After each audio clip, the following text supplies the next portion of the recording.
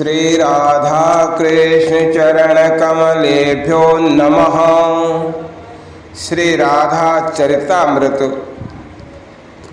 मुनीन्द्र वृंद वंदिते त्रिलोक शोक हारिणे प्रसन्न वक्त पंकजे निकुंज भूविलासिनी ब्रजेन्द्र भानुनंदिनी ब्रजेन्द्र सोन संगते कदा करेश श्रीहमं कृपा कटाक्ष भाजनम कृपा कटाक्ष भाजनम। राधा कथा सुधा अति पावन मैं पापे अघरा से दुर्गुण दुराचार युत जीवन कामी कुटिल कुचाली असनियनंग अग्नितनु सुलगत विथित रहत दिन राते ग्राम्य कथा सुन जीवन बीतत कभी न चेत अघाते बुद्धि योग्यता कछु नहीं पर एक ही आस तुम्हारे अति दुर्बल ये किंकर तेरो कहत कथा रस प्यारे होय कृपा जब युगल सनातन कथा सुधा मन भाते श्रवण द्वार नित्य विजय सखा के श्रवण द्वार नित्य विजय सखा के नाम सुधा टपकाते। जय राधा राधा जय राधा जय श्री राधा जय कृष्णा कृष्णा जय कृष्णा जय श्री कृष्णा। भानु की लली श्री राधा रानी। प्रेम की लीला विचित्र है, प्रेम की गति भी विचित्र है। इस प्रेम को बुद्धि से नहीं समझा जा सकता, इसे तो हृदय के झरोखे से ही देखा जा सकता है। हो सकता है मिलन की चांदनी रात का नाम प्रेम हो, या उस चांदनी रात में चंद्रमा को देखते हुए प्रियतम की याद में आंसू को बहाना, ये भी प्रेम हो सकता है।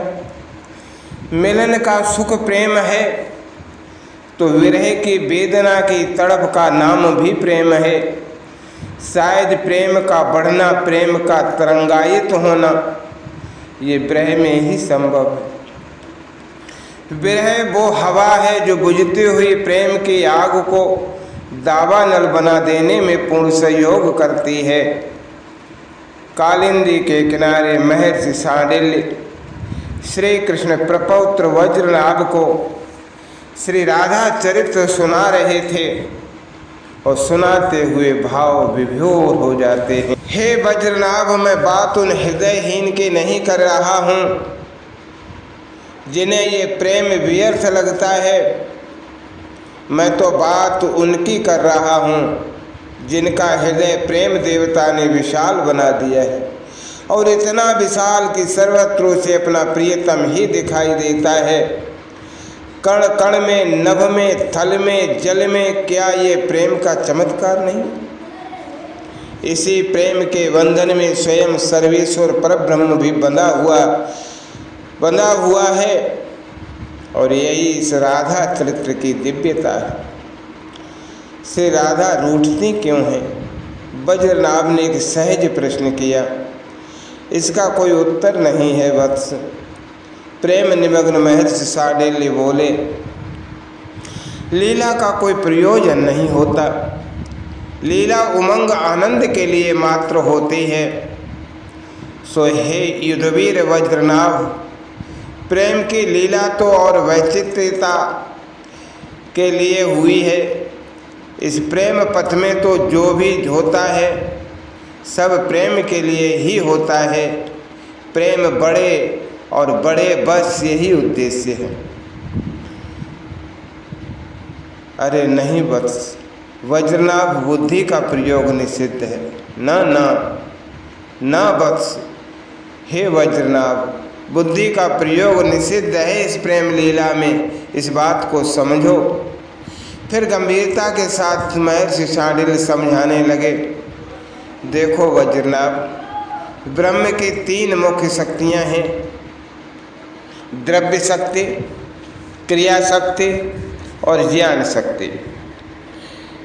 द्रव्य शक्ति यानी महालक्ष्मी, क्रिया शक्ति यानी महाकाली और ज्ञान शक्ति यानी महासरस्वती। हे वज्रनाभ, 9 दिन की नवरात्रि होती है तो इन्हीं 3 शक्तियों की ही आराधना की जाती है। एक शक्ति की आराधना 3 दिन तक होती है और 3-3 दिन की आराधना एक एक शक्ति की, तो हो गए ना 9 दिन। नवरात्रि इसी को कहते हैं। पर हे वज्रनाभ, ये तीनों शक्तियाँ ब्रह्म की बाहरी शक्तियाँ हैं, पर एक मुख्य और इन तीनों से दिव्या अति दिव्य है, जो ब्रह्म कोई निजी शक्ति है, जिसे ब्रह्म भी बहुत गोप्य रखता है और उसे कहते हैं आह्लादिनी शक्ति। महर्षि शांडिल्य ने इस रहस्य को खोला। आह्लाद माने आनंद का उछाल। हे वज्रनाभ, ये तीनों शक्तियाँ इन आह्लादिनी शक्ति की सेविकाएं मात्र हैं, क्योंकि द्रव्य इसी किसके लिए? आनंद के लिए ही ना। क्रिया किसके लिए? आनंद ही उसका उद्देश्य है ना। और ज्ञान का प्रयोजन भी आनंद की प्राप्ति ही है। इसलिए आह्लादिनी शक्ति ही सभी शक्तियों का मूल है और समस्त जीवों के लिए यही लक्ष्य भी है। फिर मुस्कुराते हुए महर्षि शांडिल्य ने कहा, ब्रह्म अपनी ही आह्लादिनी शक्ति से विलास करता रहता है। ये संपूर्ण सृष्टि उन आह्लादिनी और ब्रह्म का विलास मात्र ही तो है, यानी यही महारास है। सुख दुख की ये हमारी भ्रांति है। वज्रनाभ, सही में देखो तो सर्वत्र आह्लादिनी ही नृत्य कर रही हैं। इतना कहते हुए फिर भावातिरेक में डूब गए थे महर्षि शांडिल्य। कहाँ है श्याम सुंदर? बताओ चित्रा सखी, कहाँ है मेरे कृष्ण? आज निकुंज में आ गए थे गोलोक क्षेत्र कृष्ण के अंतरंग सखा। श्री राधा को मना रहे हैं, रूठ गई हैं श्री राधा। इतना ही कहा था चित्रा सखी ने, पर पता नहीं क्या हो गया इन श्री दामा भैया को। क्या हो गया इनको आज इतने क्रुद्ध? निकुंज में प्रवेश कहाँ है सख्य भाव वालों का? पर आज पता नहीं निकुंज में कुछ नया ही हो रहा है। पैर पटकते हुए श्री दामा चले गए थे उस स्थल में जहाँ श्री राधा रानी बैठी थीं। ललिता और विशाखा भी वहीं थीं। क्यों रूठती रहती हो मेरे सखा से तुम? ये क्या हो गया था आज श्री दामा को? श्री राधा रानी भी उठ गई थीं और स्तब्ध हो श्री दामा का मुखमंडल देख रही थीं। ललिता और विशाखा का भी चौंकना बनता ही था। क्या हुआ श्री दामा, तुम इतने क्रोध में क्यों हो? कंधे पर हाथ रखा श्याम सुंदर ने, कुछ नहीं कृष्ण, तुम्हें कितना कष्ट होता है। ये श्री राधा रानी बार बार उठती रहती हैं तुमसे, फिर तुम इन्हें मनाते रहते हो, पर तुम अपने सखा का आज इतना पक्ष क्यों ले रहे हो श्री दामा? क्यों न लूँ? मेरा कितना सुकुमार सखा है, देखो तो सही। इतना कहते हुए नेत्र सजल हो उठे थे श्री दामा के। तुम्हें अभी पता नहीं है न कि विरह क्या होता है, वियोग क्या होता है। ये राधे कृष्ण सदैव तुम्हारे पास ही रहते हैं, न इसलिए लाल नेत्र हो गए थे श्री दामा के। मेरा ये श्राप है आपको श्री राधे। श्री दामा बोल उठे, तुम पागल हो गए हो क्या श्री दामा? ललिता विशाखा बोल उठी, हाँ मेरा श्राप है कि तुम जाओ पृथ्वी में और जाकर एक गोप कन्या के रूप में जन्म लो। श्री दामा के मुख से निकल गए। और इतना ही नहीं, 100 वर्ष का वियोग भी तुम्हें सहना पड़ेगा। मूर्छित हो गई श्री राधा रानी। इतना सुनते ही श्याम सुंदर दौड़े, अष्ट सखियाँ दौड़ी, जल का छींटा दिया पर कुछ होश आया। तब भी वो कृष्ण कृष्ण यही पुकार रही थीं। प्यारी अपने नेत्र खोलो, श्याम सुंदर व्यथित हो रहे थे। श्री रामा को अपनी गलती का आभास हुआ, मैंने ये क्या कर दिया, इन दोनों प्रेम मूर्ति को मैंने अलग होने का श्राप दे दिया। तब कंधे में हाथ रखते हुए श्री रामा के श्री कृष्ण ने कहा, मेरी इच्छा से ही सब कुछ हुआ है। हे श्री रामा, आप ही श्री राधा रानी के भाई बनकर जन्म लोगे। अवतार की पूरी तैयारी हो चुकी है, इसलिए अब हे श्री राधे, जगत में दिव्य प्रेम का प्रकाश करने के लिए ही आपका अवतार होना तय हो गया। कुछ शांति मिली श्री राधा रानी को श्याम सुंदर की बातों से, पर मेरा जन्म पृथ्वी में किस स्थान पर होगा और आपका? हम आसपास में ही प्रकट होंगे। भारतवर्ष के वृज क्षेत्र में हमारे पिता कौन होंगे? श्री राधा रानी ने पूछा।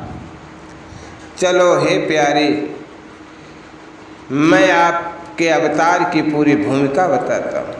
इतना कहकर गलबैयाँ दिए श्याम सुंदर और राधा रानी चल दिए थे उस स्थान पर जहाँ हजारों वर्षों से कोई तप कर रहा था। हे सूर्यदेव, हे भानु, आप अपने नेत्र खोलिए। श्याम सुंदर ने प्रकट होकर कहा। सूर्य ने अपने नेत्रों को खोला, पर मात्र श्याम सुंदर को देखकर फिर अपने नेत्रों को बंद कर लिया। हे भगवान, मुझे मात्र आपके दर्शन नहीं करने थे, मेरे सूर्य वंश में तो आपने अवतार लिया ही था, पर एक जो कलंक आपने लगाया वो मैं अभी तक मिटा नहीं पाया।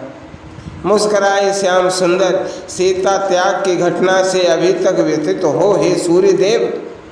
क्यों न हो, आपकी विमल कीर्ति में ये सीता त्याग का एक धब्बा ही तो था। इसलिए इसीलिए मैं तभी अपने नेत्रों को खोलूँगा जब मेरे सामने श्री किशोरी जी प्रकट होंगी। स्पष्ट सूर्य ने कहा। तो देखो हे सूर्यदेव, ये है मेरी आत्मा श्री किशोरी जी। यही सब शक्तियों के रूप में विराजित हैं। यही सीता, यही लक्ष्मी, यही काली, सब में इन्हीं का ही अंश है।